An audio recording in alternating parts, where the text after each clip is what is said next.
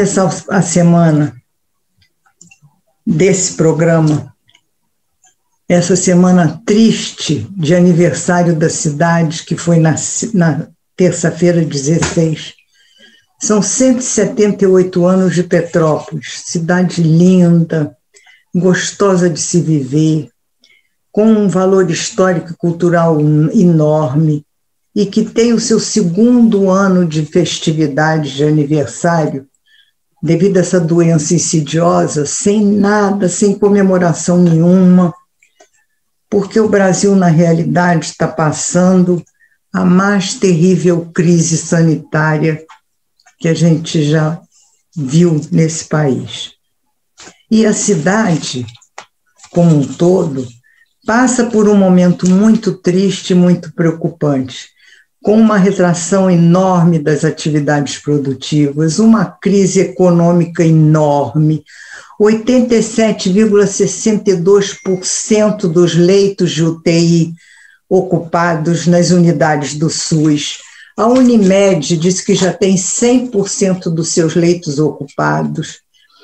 Temos mais de 600 óbitos, e entre eles, na tarde do dia 17, nós perdemos o Marcos Falcone, da TV Canal 16, que foi internado na segunda-feira e já faleceu no Hospital Nelson Taerp na quarta-feira à tarde.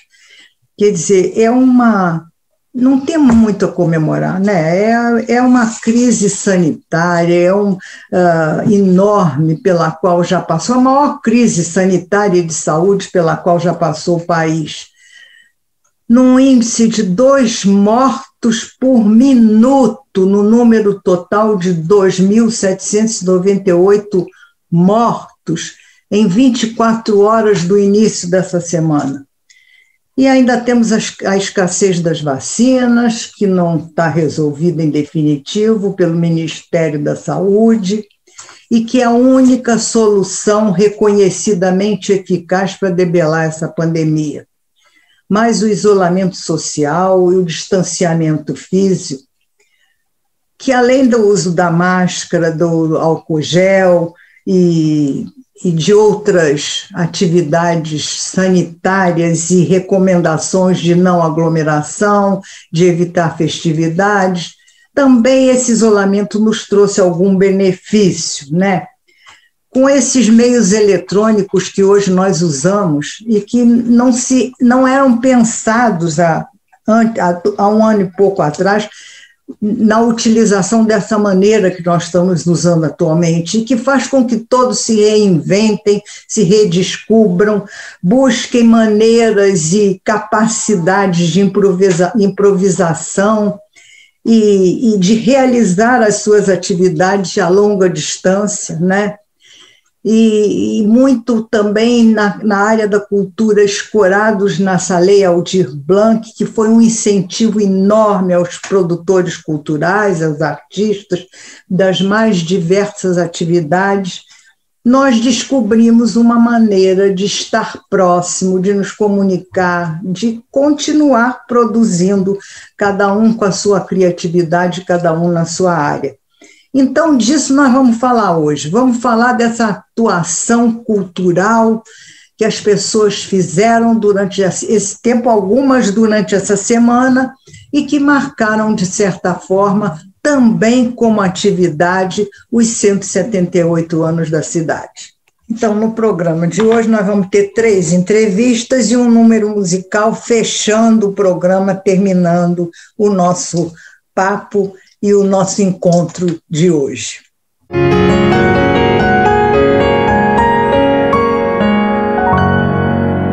Vamos bater um papo com a Carolina Freitas, que editou a revista da Tribuna de Petrópolis, comemorando esses 178 anos da cidade.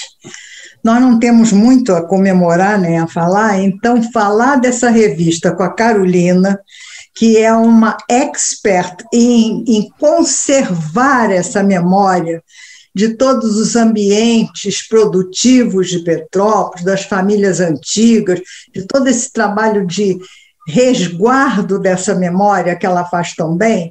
Então, ela vai nos contar o que tem nesta bendita revista da Tribuna agora, para todo mundo ir lá adquirir a revista, hein, gente? É um prazer, muito obrigada ter você de novo aqui, tá? Boa tarde, Ana, sempre um prazer. É isso mesmo, foram cerca de 2 meses produzindo a revista, e a ocasião não poderia ter sido mais especial. Como você falou, eu tenho buscado estar cada vez mais envolvida em assuntos relacionados à conservação da memória de Petrópolis, e a revista fala justamente disso, de história. Então, eu produzi e fui em busca de 10 histórias que pudessem humanizar a jornada de Petrópolis até agora.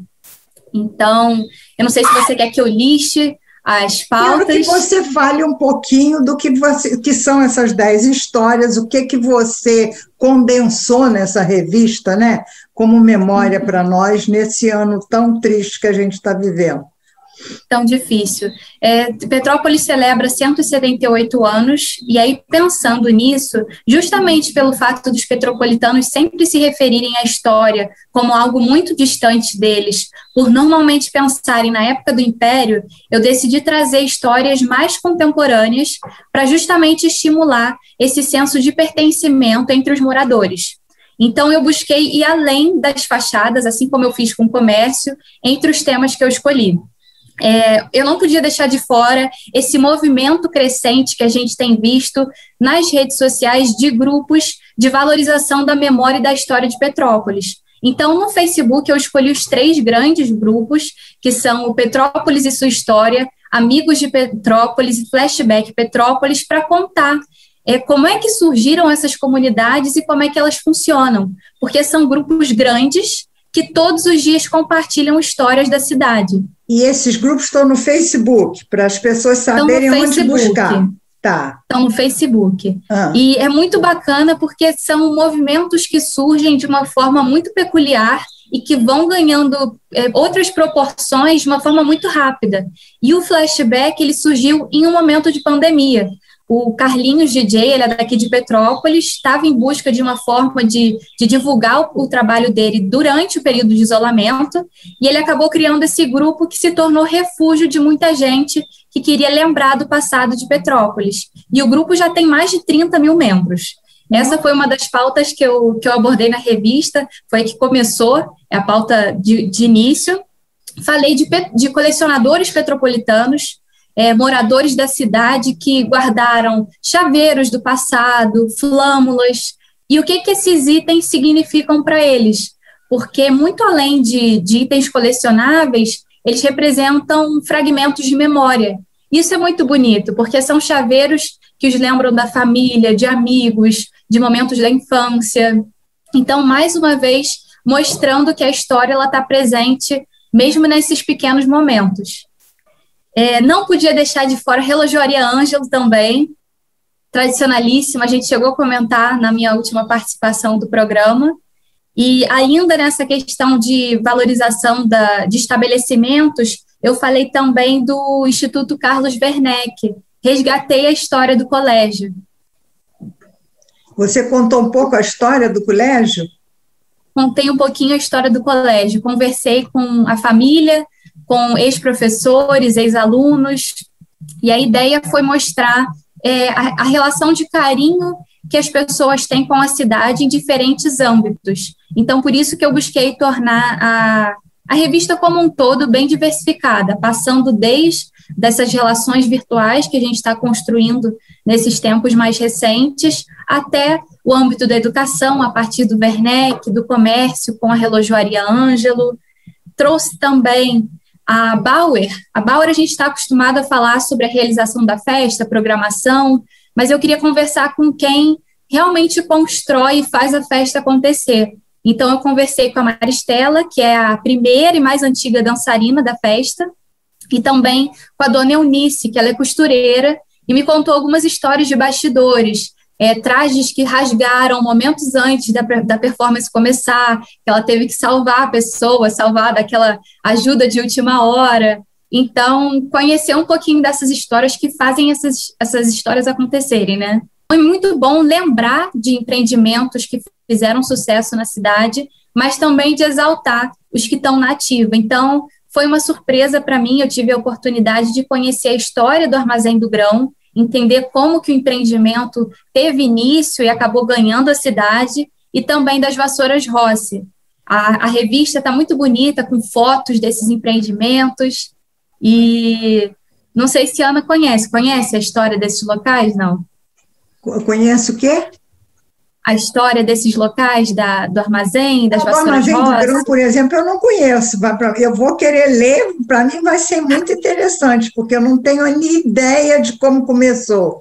Eu acho que é muito interessante as pessoas buscarem essa origem, né, das coisas aqui de Petrópolis. E a revista já está pronta, Carolina? Ela já está pronta. Eu só queria falar de mais uma pauta, então, que eu contei a história da tribuna. Ai, ótimo, ótimo. Eu contei a história da tribuna a partir dos funcionários que fizeram e a fazem acontecer. Então, teve entrevista com o seu Francisco, teve entrevista com a Neia. A Neia é uma balconista que está no jornal desde que tinha 18 anos, e ela teve todas as primeiras vezes dela lá no jornal, assim como eu. E ela já está aposentada com netos, trabalhando na tribuna, e foi o primeiro e único emprego dela. Então, são curiosidades que, de repente, quem está acostumado a ver a figura da pessoa lá vai gostar de conhecer. E a revista está assim, já está toda diagramada, já foi publicada, ela foi lançada no aniversário de Petrópolis, 16 de março, e está disponível tanto no site da Tribuna, com a versão digital em PDF, quanto no balcão. Então, para quem, como eu, queria matar a saudade do impresso, ela está disponível lá no balcão do jornal para compra, sim. Quanto é que ela custa, Carolina? É R$10, custa R$10 o exemplar. Ah, então, gente, olha, é um preço bastante módico para a gente ter essa lembrança da cidade de Petrópolis e da tribuna, que é uma coisa que marca, né? Quando você fala de Petrópolis, você fala de comunicação, de redação, de notícia, você lembra da tribuna, é a tribuna que preside todos esses acontecimentos, né? Então, que bom, Carolina, que você conseguiu construir essa revista, porque nos outros anos a revista se detinha mais em trechos de Petrópolis, em visões empresariais, né, da cidade, mas esse número, então, foi dedicado ao histórico, né, da cidade. Isso. E de algumas instituições. Eu busquei ao máximo construir essa narrativa do início ao fim. Então, quem for ler vai ver que tem uma sensação de continuidade e de realmente pertencimento, porque aos pouquinhos você vai vendo essas histórias que estão dentro de uma história maior da cidade. E aí eu começo falando desses grupos históricos e termino contando a história do José Kopke Frois, que eu não sei se você conheceu ou ouviu falar, mas que era bibliotecário, pesquisador, e eu acho muito bacana porque grande parte das fotografias do passado da cidade a que a gente tem acesso hoje vieram da coleção dele. Então, eu decidi contar um pouquinho do nome que vem lá na coleção do DAME, que é o portal do museu, em que a gente obtém essas fotos, porque ele não era historiador, não era fotógrafo, mas pelo carinho e pela curiosidade que ele tinha pela cidade, ele acabou conseguindo ressignificar a história de Petrópolis. Então, você conta também um pouco a história dele, seu Frois. Conto. Conversei com o filho, com o neto, e eles me contaram um pouquinho, porque realmente ele era colecionador e acabou, a partir da coleção dele de fotografias, conseguindo organizar a história da cidade. E a gente deve muito a ele, porque muitas das fotos a que a gente tem acesso hoje vieram da coleção pessoal dele. Então, eu fico imaginando como seria se a gente não tivesse esses registros visuais para comparar passado e presente. Com certeza. E você fala um pouquinho dos antigos redatores do jornal, editores e tudo? Fala também? Falei, eu conversei com a Andréa Constâncio, que ela foi a primeira editora mulher da história da Tribuna. Então, a gente conversou um pouquinho sobre os desafios que ela teve ao entrar numa profissão dominada pelos homens na época, e o que aquilo ali implicou, porque ela acabou abrindo espaço para outras mulheres atuarem na profissão. E aí, se a gente for comparar os anos 90 com agora, na época as mulheres eram minoria na redação, e hoje elas são maioria na tribuna. Então é bacana ver como é que houve essa mudança de perspectiva. E a mudança da tribuna escrita para a tribuna digital, você fala também nesse número ou não? Eu busquei focar mais nas histórias. Conversei com o Fernando Marques, que fez o caderno da Tribuninha. Isso foi um marco na história do jornal, lembrei agora. Todo mundo queria, né, aparecer, os aniversariantes com a foto na Tribuninha. Eu mesma apareci quando tinha 1 ano, anos depois também. Então, essas formas como o jornal, ele deixa de ser um simples divulgador de notícias e acaba criando laços com a comunidade. Porque é isso, as pessoas querem estar nele, querem fazer parte dele, e é por isso que até hoje o jornal mantém esse vínculo com os leitores. As pessoas querem mandar sugestão de pauta, mandam um feedback no que é publicado, e é isso. É muito mais do que a simples notícia, né? Então, essa noção de pertencimento que você falou no começo, né, do coletivo, de todos estarem englobados numa mesma cidade, que é a nossa paróquia, né, o nosso bairro. A Petrópolis é uma grande paróquia, um grande bairro, né, e muita gente se conhece ou conhece a história das famílias, né. Você fala de uma pessoa, quando você vai ver, ela é parente do fulano, que é do Beltrano, tarará, tarará, todo mundo se interliga de alguma maneira, né? Isso tudo é muito gostoso, muito interessante e muito caloroso, né? Principalmente nesse momento de tanto distanciamento que a gente está vivendo, pegar uma coisa dessa e poder ver e voltar atrás, não é com saudosismo, não, mas é com um sentimento gostoso, né? De raiz, né? É muito bom. É verdade. Não é? Esses relatos, eles acolhem muito e são peculiaridades de cidade pequena, tanto que nessa matéria da Tribuna, eles chegam a citar que, na época dos classificados do jornal impresso, alguns casais chegaram a se casar por causa do jornal, colocavam um anúncio de que estavam em busca de um parceiro, e dava certo. Naquela época, né? Naquela época, pelo jornal impresso. E, assim, pessoas agradecendo ao médico que cuidou da família também pelo jornal. Então, eu acho que a revista buscou fazer isso, buscou esse regresso a um passado não tão distante, mas que a gente sente falta por causa da pandemia. Então, Carolina, meus parabéns por esse trabalho. Eu vou lá correndo comprar, não sabia se já estava à venda, e sugiro a que todos que nos estão ouvindo nesse momento comprem esse número impresso da Tribuna. É um impresso que a gente deve ter. Bom, tem o digital, mas eu tenho o digital, mas eu acho que a gente ter o impresso, até o cheiro é uma delícia, né? Né, Carolina? É verdade, e pode guardar, ainda mais que a gente está 1 ano sem impresso, é uma recordação muito bacana para esse momento. Pois é, então muito obrigada pelo seu tempo, pelo seu trabalho e por essa entrevista que você nos deu aqui, dando essa notícia tão auspiciosa e boa nesse momento dessa crise horrorosa sanitária que a gente está vivendo, né? Obrigada, Carolina, todo sucesso para você. Muito obrigada, sempre muito bom compartilhar boas notícias. Obrigada, um beijo. Nós vamos falar agora em homenagem aos 178 anos de aniversário de Petrópolis, que foi na terça-feira, com Maurício Araújo, que é empresário e é o diretor-geral e executivo e o produtor cultural do X da Questão Produções, que fez uma produção muito interessante para comemorar o dia do aniversário da cidade, que chama A História Dentro da História de Petrópolis. São 177 anos de Petrópolis que ele nos conta em 4 esquetes, e eu vou passar a palavra para ele nos explicar tudo isso, como é que foi montado, qual é a finalidade disso. Não sei se teve a Aldir Blanc, teve a lei Aldir Blanc. Então, essa lei foi uma maravilha para a cultura, porque tanta coisa aconteceu com essa lei que a gente tem que enaltecer aqui essa iniciativa. Vamos, Maurício, é um prazer falar com você e eu queria te passar a palavra para você nos contar como é que foi essa montagem toda da história dentro da história. Então, primeiro, boa tarde, olá, como vai? Minha primeira vez da Ana Maria Hatch. Prazer, Maurício. Obrigado pelo convite. Não é segredo, você sabe, todo mundo sabe, eu sou marido da Carla Coelho, e ela é uma pessoa muito mais conhecida do que eu. Eu sou uma pessoa quietinha, ela praticamente fala por nós dois.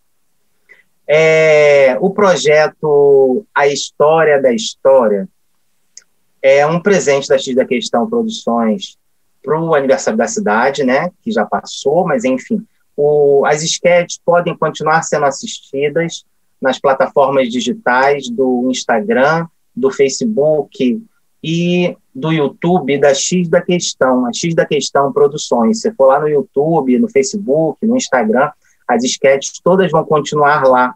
E depois disso, essas esquetes vão ser disponibilizadas para a Secretaria de Educação, que eu achei muito legal, uma parceria boa e muito feliz com a Prefeitura. O projeto, de uma forma muito pocket, narra os acontecimentos até a gente chegar aos dias quase que atuais. Mas uma conversa, é um bate-papo entre pessoas, da onde ali muitas coisas foram resolvidas na conversa muito simples de cidadãos. Né? A gente tem lá o Dom Pedro I, a gente também depois tem o Dom Pedro II, tem a Princesa Isabel, a gente fala também do Rafael Anjo Negro, que é um dos servos do Dom Pedro II, né? Mas que é muito mais um parceiro, um colega, um amigo, do que propriamente dito um funcionário. E a gente ficou muito feliz, quando eu digo a gente, porque é uma equipe muito grande. A gente costuma agregar sempre bastante gente. Na nossa ficha técnica, a gente tem o diretor artístico e dramaturgo Paulo Marcos de Carvalho. Aí a gente tem no elenco Andréa Dutra, Ariel Barbosa, Fábio Branco, Flávia Miranda, o Joaquim Eloy, o Jonatas Reibolt, Luciene Fortunato, Mônica Campos, Natan Cardoso, Sidney Carneiro e Vânia Moreira. Além dessas pessoas, tem eu, que sou diretor-geral e produtor executivo, tem a Carla Coelho, que é secretária teatral e diretora de produção. A gente tem duas historiadoras, que é a Maria Ângela Gomes e a Maria Lúcia Diel. A gente tem o intérprete de Libras, que é o André da Silva Vieira. A gente tem a pessoa que fez os nossos figurinos, que é a Eunice Maier.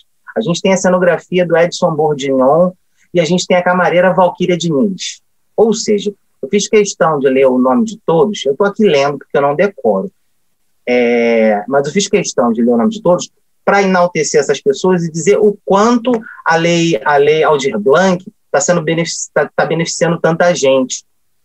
Né? A gente podia ter feito o projeto com uma quantidade menor de pessoas, mas a gente quis agregar mais gente, porque muita gente precisa trabalhar e o pessoal da cultura, de fato, está sem dinheiro, como quase todo mundo no Brasil, por conta das recessões, nessas questões todas, que não vem ao caso a gente falar agora, que a gente está aqui para falar de coisa boa e feliz.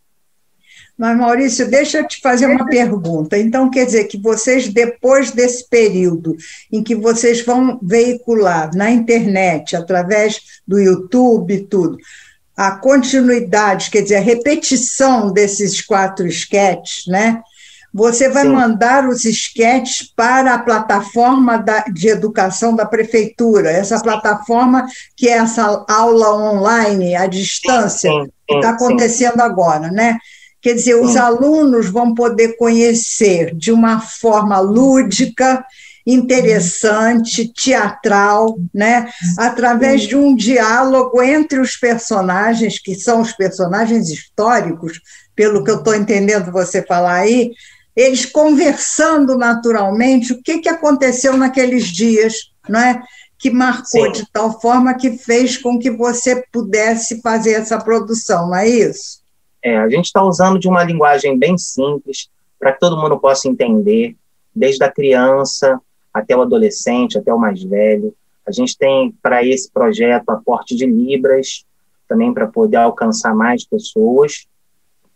e vai ficar disponível para a Prefeitura, para a Secretaria de Educação. O projeto fica ainda nas redes sociais, como eu falei, da X da Questão Produções, provavelmente até o final de abril, e depois a gente tira ele da rede social e manda para a Prefeitura. E a Prefeitura vai fazer lá o uso do próprio projeto. Ah, quer dizer que até abril você tem os sketches na tua página, e quem Sim. quiser, então, acessar, pode acessar para assistir. Está aberto para assistir quantas vezes quiser. Pode também fazer comentários e a gente responde depois. Ah, quer dizer, vai ter interação com as pessoas que quiserem assistir. Conforme as pessoas forem perguntando, né, na rede social, mas isso aqui aconteceu por causa de quê? Essa história aqui, esse pedaço aqui não é bem isso, não. Eu sei um outro pedaço aqui que é certo. Então, a gente está junto para acrescentar, sempre para melhorar. Como a gente faz coisas históricas, né, a X da Questão Produções faz o Sarau Imperial, que é lá no museu, tem outras produções. A gente tem 2 historiadoras, mas a gente também é alvo de todos os historiadores da cidade. O próprio Maurício, mesma pessoa que tem meu nome, né, lá do Museu Imperial, ele também fica de olho e fica questionando e fala às vezes quando está legal, quando não está tão legal assim. A gente está aqui para escutar também a voz de todo mundo, para melhorar sempre. Maurício, conta rapidamente, assim, em pouquinhas palavras, o que é cada um. Por exemplo, o primeiro esquete. Sim, o primeiro esquete é a Serra da Estrela. A Serra da Estrela conta as subidas de Dom Pedro I, né, para chegar lá na fazenda do Padre Correia, que queria comprar aquela coisa lá para ser dele, e depois o Padre Correia não vendeu a fazenda dele, e acabou que o Dom Pedro compra a fazenda do Córrego Seco. Né? Então a gente tem os personagens nessa esquete, o próprio Dom Pedro I, o Padre Correia, a Dona Arcângela. Normalmente as esquetes... É irmã do padre, né? É prima do padre. Prima do padre. É prima do padre. Essa esquete, ela permeia por isso. O Dom Pedro I subiu algumas vezes, né, a serra e pernoitou na fazenda do Padre Correia para dar caminhada para o caminho do ouro, indo para Minas. E também vinha para cá algumas vezes para descansar, mesmo antes da cidade existir. A nossa cidade, que a gente entende, mesmo muito antes de ter sido, de fato, virado cidade, o Dom Pedro I vinha para cá. E esse período que o Dom Pedro I veio para cá, o sobe e desce em vários períodos, em anos diferentes, nesse mesmo tempo também foi promulgada a independência do Brasil, né? Então, existe o diálogo, o provável diálogo, né, que o Dom Pedro I pudesse ter tido com o Padre Correia, que era uma pessoa mais velha e que ele tinha com muitos bons olhos. O menino, que ainda era um menino, o Pedro I, né, ele estava na faixa dos 20, e tem esse diálogo, né, e aí depois o Padre Correia falece, né, e o próprio Dom Pedro depois continua subindo, e ele passa a encontrar-se com a Dona Arcângela, até que chega de fato aos fatos, né, que a Dona Arcângela não vende a fazenda do Padre Correia, e Dom Pedro acaba adquirindo a fazenda do Córrego Seco. É bem então, interessante. Esse é o primeiro. O segundo é a cidade planejada. Fala da fundação da nossa cidade, né, no que diz respeito ao nosso aniversário, né, que foi na semana passada, o dia do aniversário da cidade, mas a esquete A Cidade Planejada, a gente fala lá do Dom Pedro II. Dom Pedro II também ainda muito menino, junto com o Júlio Frederico Keller e com o Paulo Barbosa. A gente tem o Dom Pedro Fábio Branco, que é um ator que já trabalha com a gente há bastante tempo. O Júlio Frederico Keller é o Natan Cardoso. E a gente tem como Paulo Barbosa o Joaquim Eloy, que topou embarcar nessa aventura. E foi um prazer muito grande para mim trabalhar pela primeira vez com o Joaquim Eloy. Que coisa boa, hein? O Joaquim Eloy é o que vai roubar a cena de tudo. É mesmo? Você acha? Eu acho. Ele é ótimo. Quando ele veio fazer a gravação, né? As gravações nós fizemos aqui no próprio estúdio da X da Questão Produções, que é a produtora. não tinham muitas pessoas, estavam só nós aqui, o elenco, eu mesmo que fiz a filmagem. Então, quando ele estava lá atuando, quem estava ali sentado do lado de fora, a Carla Coelho, tinha também a camareira que ajudava na roupa, essa coisa toda. Na hora que ele começava a falar, todo mundo chorava. É mesmo? Chorava alegre, sabe? Que era pra gente um presente, a participação dele. Que coisa boa. E o terceiro? Fala do terceiro. O terceiro sketch chama-se Petrópolis Imperial, que fala um pouco do cotidiano da cidade, mas muito mais do que isso, quando a gente fala da história de Petrópolis, a gente não lembra muito das figuras que não são tão conhecidas. E essa sketch busca falar do Rafael Anjo Negro, que é um escudeiro, como eu posso dizer, ele é um escudeiro do Dom Pedro, que foi colocado lá desde o Dom Pedro I, quando ele decidiu voltar para Portugal, ele deixa o Rafael tomando conta, né, ficando ali permeando, ficando em volta do Dom Pedro II. Quer dizer, seria o segurança do Dom Pedro naquele tempo. Era um eterno segurança. Permaneceu com o Dom Pedro II desde a infância e faleceu quando descobriu que Dom Pedro, no final, né, do período imperial, quando começa a República, e ele morre, né, ele meio que infarta, ele morre, quando descobre que Dom Pedro II foi, vamos dizer assim, traído, né, pelos seus próprios militares e assim tornou-se a República. É uma história, são histórias de 15 a 20 minutos, mas são conversas bem legais e bem emocionantes. E bastante profundas do que aconteceu naquele momento, né? São questões bem legais. E o quarto esquete, Maurício? O quarto é Conjecturas da Abolição. É um bate-papo, né, entre a Princesa Isabel e duas das suas amigas, a Amandinha Paranaguá e a Adelaide Toné. A Amandinha Paranaguá foi a amiga que seguiu, né, para a Europa quando a família foi mandada embora do Brasil, né, quando o Dom Pedro deixou de ser o imperador e passou a ser república. A Amandinha Paranaguá foi com a Princesa Isabel junto, depois voltou para o Brasil. Ela escreve depois um livro de memórias de Paranaguá que conta bastante a história daquele período, daquele momento. É bem legal. E a Conjecturas da Abolição não fala do dia da abolição, né? É uma conversa de antes, de mais ou menos, salvo engano, 2 ou 3 anos antes da proclamação da abolição dos escravos. E a conversa delas enaltece não só a Princesa Isabel, como todas as mulheres e homens que foram abolicionistas em seus próprios estados, desde a região sul do país até lá no norte, no nordeste, em todos os lugares, tinham pessoas que contribuíram para a abolição da escravidão lá no seu próprio estado, lá no seu próprio município. A gente tem um país de extensão continental, né? Quando a Princesa Isabel assinou a abolição dos escravos, mesmo assim, em muitos outros lugares ainda continuavam, durante muito tempo, pessoas sendo escravizadas. Demorou ainda um bom tempo para isso oficialmente terminar no país. Né? A gente pode dizer que não terminou até hoje, né? Mas, enfim, essa sketch, Conjecturas da Abolição, narra essa questão da abolição, mas num olhar da própria Princesa Isabel, de entendimento dela mesma, que ela está longe de ter sido a pessoa que fez isso sozinha, né? Ela foi lá, assinou, eles eram muito preocupados aqui na cidade imperial com escravos, a família imperial não tinha escravos, as pessoas eram funcionárias, né, da própria família imperial, mas vale ressaltar que a própria família e a Princesa Isabel não fizeram isso sozinhos. A história vem para dizer isso.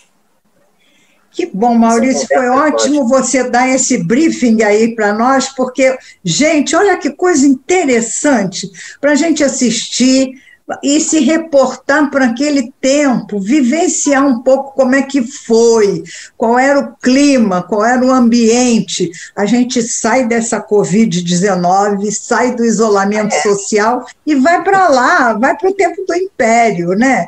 Viver com eles aquela realidade de anos atrás, né? Maurício, eu fico muito satisfeita de você estar aqui conosco, nos dando essa reportagem sobre a sua obra, porque foi uma montagem sua, né, do X da Questão, e te dando os parabéns, porque foi uma grande maneira de comemorar e enaltecer Petrópolis nesse aniversário, quando a gente não pode fazer festa, não pode estar junto com as pessoas. Então, foi uma ideia genial. Genial, te dou os parabéns. Muito obrigado. Então, você fica à disposição do programa quando você quiser falar alguma coisa de outra obra tua, porque realmente me encantou essa tua iniciativa, tá bom? Desejo que tenha o maior sucesso, continue até abril, tendo muitas visualizações, muitas entradas, e que as pessoas participem, comentem, entrem no clima da história, né? No clima da história. Petrópolis, ela é muito mais do que imperial, né? Com Mas certeza. Assim, a gente precisa entender o passado para viver o presente e ter esperança no futuro. Isso é muito importante. Eu sou carioca, eu não sou petropolitano, eu moro aqui há 9 anos. E às vezes eu vejo muita gente questionar a cidade, nossa, cidade imperial, e não sei o quê, o pessoal nem gosta, às vezes tem gente que não gosta. E aí eu já falei até para uma pessoa assim, poxa, se você acha que é tão ruim, né? Então você muda, né? Mas eu acho que as pessoas não conhecem a história da cidade direito. Eu vejo normalmente quando a gente ainda estava fazendo o Sarau Imperial lá no museu, antes de parar para esse recesso de Covid, que tinham pessoas que chegavam e entravam pelo portão do museu e perguntavam se para entrar no museu, no quintal do museu, tinha que pagar. Então eu acho que as pessoas ainda são um pouco informadas e a gente está tentando trazer a informação de uma forma talvez mais assertiva, e não só colocando esses personagens como personagens de filme da Disney, né? Eles eram pessoas reais, que sofreram, que viveram. Eram gente, né, Maurício? Eram gente, são pessoas que erraram e acertaram muitas vezes, né? Então eu acho que todo mundo podia se espelhar na outra pessoa e entender que você também pode errar como ele errou, mas que persevera tentando fazer o que é certo. Perfeito, muito boa essa tua colocação. Então, gente, Maurício, muito obrigada, sucesso absoluto. Obrigado você pelo espaço. Sucesso absoluto, desejo a você de coração, dando os parabéns a você, a essa equipe toda, né, tão espetacular que você conseguiu montar e trazer para dar essa contribuição a Petrópolis, tá? Muito obrigada, um abraço grande. Um abraço a Carla também, né, que está aí nessa produção toda. Tem que mandar um beijo, ó. Um beijo para minha esposa, Carla Coelho, que está me assistindo, senão ela briga comigo depois. Esse beijo aí é um beijo todo especial, né? Tá bom, Maurício, um abraço grande. Obrigado você pelo espaço. Tchau. Gente, eu queria conversar agora com a Regina Rezende, que é psicóloga, e ela fez com o filho, João Marcos Nascimento, e a namorada dele, a Clara Assis, um livro interessantíssimo para crianças sobre a questão do medo noturno, porque muita gente tem assim, o mau hábito de meter medo nas crianças, com velho, com bruxa, com sei lá, com Papai do Céu, com... Sim, até com palhaço, né? Então, ela resolveu fazer um livro explicando o porquê de não se falar dessas coisas com as crianças por causa do medo noturno que faz com que as crianças tenham medo de dormir, né? Então, ela vai explicar para nós tudo isso. Eu quero passar a palavra para ela e para eles conversarem conosco, explicando como é que nasceu o livro, como é que ela montou o livro com eles, tudo isso, tá?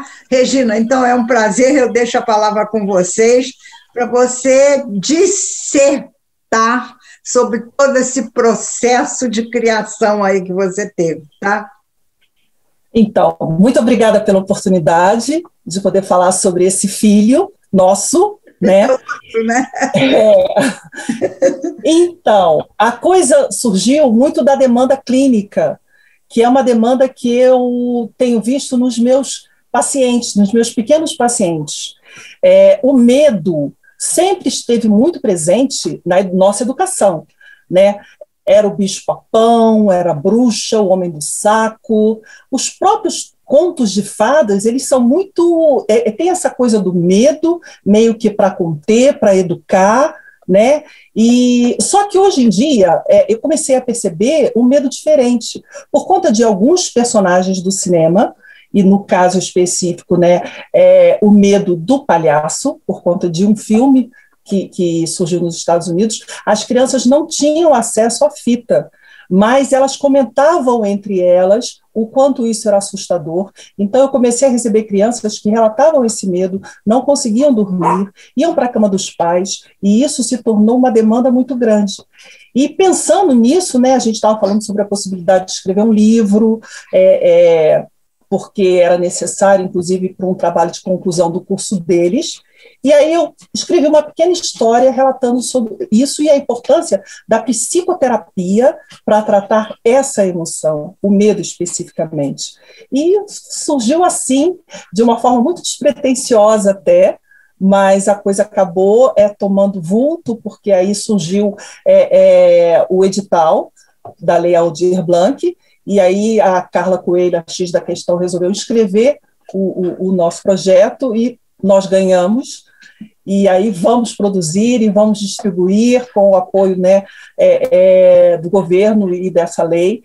E é uma coisa que tem deixado todos aqui muito felizes, porque foi uma produção assim que nos deu muita satisfação, muita alegria, e eu acho que vai atingir um público e uma demanda muito necessária. E a ilustração deles, como é que surgiu também? Eles já fizeram outras ilustrações, ou é a primeira vez? Como é que é isso? Bom, fala, João, fala, livro. Clara. É o nosso primeiro livro ilustrado. A Clara já participou de outras publicações como ilustradora de capa e tal, e a gente estava num processo de procurar um projeto para fazer como uma primeira experimentação, né? Eu trabalho muito com animação, então não tinha muita experiência nessa área editorial. E então foi a primeira experiência e um grande aprendizado para a gente. Sim, é o nosso primeiro trabalho juntos, né? A gente tem trabalhado juntos há mais de 2 anos já, mas esse é um trabalho muito grande e é o primeiro autoral, 100% autoral, então está sendo muito especial para a gente. E vocês vão comercializar o livro como? Como é que vocês pretendem fazer isso? Então, essa primeira tiragem, como foi com o apoio do governo, né, através da Lei Aldir Blanc, então terá uma distribuição gratuita para as escolas, bibliotecas, algumas instituições que trabalham com crianças, e vamos, inclusive, no lançamento, fazer uma distribuição através aí de uma inscrição prévia para não haver aglomeração, né, nesse momento que nós estamos vivendo. Agora, numa outra, vamos ver como será a receptividade em relação a esse trabalho, e dependendo disso, nós talvez façamos outra tiragem, e aí já com a ideia de comercializar. Mas isso são planos, né? São sonhos. É como um filho, exatamente. Quando você bota um filho no mundo, você não sabe o destino que aquele... O que vai acontecer? O que vai acontecer. Com livro, eu acho que é a mesma coisa. E, assim, eu sou muito apaixonada por livros. Acho que livros têm vida própria. Eles, de alguma forma, vai tomando um rumo. E vamos ver esse nosso livro, né, esse nosso filho, que rumo que o destino reserva para ele. Essa primeira tiragem foi de quantos exemplares? 500 exemplares. Então, você vai fazer... Nós vamos disponibilizar 300 para as instituições e 200 vão ficar aí para que nós possamos distribuir entre as pessoas com quem nós temos contato e tudo, mas 300 é reservado aí para as instituições e principalmente para a nossa prefeitura e algumas instituições do governo do estado. Então, eu quero ver se eu consigo, durante o programa, mostrar um pouquinho do conteúdo do livro, porque eu achei muito interessante o release que eu vi de vocês, e acho que as figuras são tão graciosas, são tão gostosinhas, que eu queria mostrar um pouquinho, dando os parabéns aí para os dois ilustradores. Não, e sabe, uma coisa que você está falando da ilustração, e eu queria colocar assim, uma observação. Escrever o livro foi o de menos trabalho, porque quando eu vi o trabalho que o ilustrador tem, de 30 e tantas páginas, e aí, assim, o tanto que eles trabalharam durante um tempo, era tanta papel colado na parede. Sabe quando você vê aqueles filmes de investigação policial, que o detetive coloca aquela coisa enorme na parede? Aquele painel cheio de coisa. Sim, um cronograma de trabalho. Eu falei assim, gente, eu nunca podia imaginar que desse tanto trabalho. E aí, assim, me ajudou, inclusive, a valorizar esse mercado do livro infantil, que é um livro onde o ilustrador tem uma importância absurda, porque o livro infantil é a ilustração, uma coisa não... Claro. Você, né? O desenho assim, também, tudo, né? Eu estou encantada com o trabalho dos dois, assim, eu estou muito comovida. Regina, a maioria dos seus pacientes são crianças ou não? Não, eu trabalho com crianças, adultos, também trabalho com psicoterapia de casais, trabalho com idosos, né? Eu já tenho aí uma experiência grande, mas a criança é sempre o maior desafio, né? A criança é o maior desafio, porque você trabalha com a criança através do lúdico, através de materiais, e eu acho que o livro vai ajudar, inclusive, eles estão empolgadíssimos, alguns já sabem, e aí eles falam assim, puxa, tia, você se inspirou em mim para escrever essa história? Ficam assim, muito felizes, né? Muito legal. Tá bom, gente, eu desejo para vocês o maior sucesso, né? Que o livro seja logo... Vocês vão lançar quando? Dia 20 de março agora. 20 de março? 20 de março. Vamos fazer uma divulgação aí nas redes sociais ainda. Isso. Do local. Sim. Então, mas 20 de março é o lançamento oficial. Então será um dia depois da gente veicular o programa. Né? Exatamente. E será muito bom para vocês, então, porque isso aí, de certa forma, é um chamamento a mais para as pessoas ficarem conhecendo todo esse trabalho maravilhoso que vocês fizeram aí, tá bom? Tem outra coisa Desejo muito sucesso. A Clara está falando uma coisa aqui muito legal. Tem uma coisa legal, que eu espero que esse livro resgate a figura do palhaço. Porque a gente vê na cultura pop que o palhaço se tornou uma coisa demoníaca, assustadora. E a gente espera que com esse livro a gente consiga resgatar essa figura, que é uma figura maravilhosa, incrível, que nós três amamos muito. Muito bom ela ter falado sobre isso. É uma homenagem a essa figura que é assim o ícone do mundo circense, né? Que acompanha a nossa infância e tudo, então é um resgate, exatamente como a Clara falou. E muito da infância da gente, né? Porque a gente, quando criança, adora um palhaço, né? Como é que o palhaço, que é uma figura que é para ser agradável, brincalhona, né? Divertida, se tornou uma possibilidade de transmitir medo para as crianças? Isso tem que realmente ser... jogado por terra e construído, não é? E tem que ser dissolvido isso de uma maneira bastante agradável para as crianças perderem esse medo que não tem sentido, né? Erro dos pais, né? Claro, né? Não é? É verdade.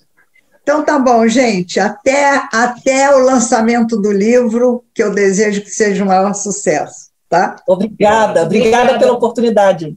Imagina, um prazer, tá? Sucesso para vocês. Façam outros. Tá? Tchau. Tchau. Vamos terminando o programa e vamos terminar com música, tá bom? Para fazer uma diferença assim mais para cima, mais up to date, né? Depois de tanta tragédia que a gente está imbuída aí essa semana toda. Então, eu vou apresentar para vocês uma cantora que tem uma banda chamada a banda se chama A Voz do Brasil, composta por quatro participantes: William Belli na guitarra, Rafael Jorge Dalceiro no contrabaixo e André Armon na bateria, e ela, como cantora, Melissa Maluli. Ela é cirurgiã dentista, tem uma voz linda e está fazendo o maior sucesso com essa banda dela, cantando MPB, bossa nova, coisas atuais e ritmos brasileiros, né? Então vamos ouvir a Melissa, que vai nos apresentar Como é Grande o Meu Amor por Você, do Roberto Carlos, mas voltado para esse amor que ela tem e todos nós temos por Petrópolis. É para Petrópolis esse grande amor, tá? Vamos ouvir a Melissa.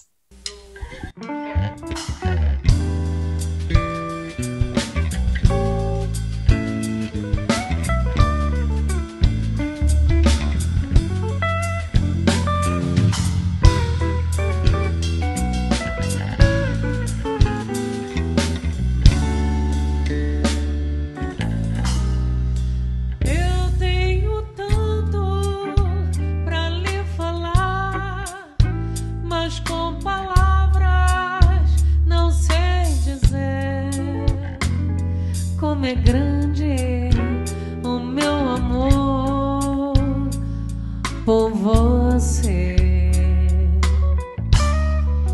e não há nada pra comparar para poder lhe explicar como é grande o meu amor por você. Nem mesmo o céu, nem as estrelas, nem mesmo o mar e o infinito não é maior que o meu amor, nem mais bonito. Me desespero a procurar alguma forma de lhe falar como é grande o meu amor por você. Nunca se esqueça nem um segundo que eu tenho amor maior do mundo. Como é grande o meu amor por você, mas como é grande o meu amor por você, mas como é grande o meu amor